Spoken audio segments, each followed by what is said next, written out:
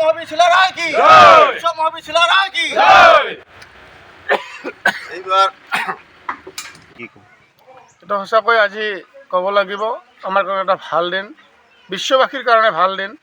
আজি বিশ্বৰ এজন মহান যোদ্ধা, শ্ৰেষ্ঠ যোদ্ধা, তেখেতক আমি এই বিজয়গাঁৱৰ বাকৰিত আমি তেখেতক যে আমি সমূহভাৱে শ্ৰদ্ধা জনাব পাৰিছোঁ, সেইটো আমাৰ কাৰণে গৌৰৱৰ বিষয়। আৰু আমি তেখেতক সন্মান জনাই আজি আমাৰ এই অনুষ্ঠানটো আমি কৰিছোঁ।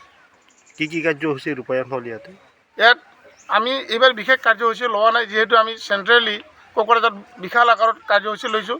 এইকাৰণে আমি তেখেতৰ বন্তি প্ৰজ্বলন, মাল্যাৰ্পণ আদি বিভিন্ন ধৰণৰ কাৰ্যসূচী আমি তেখেতক লৈ আমি তেখেতক আজি উদযাপন কৰিছোঁ। ধন্যবাদ।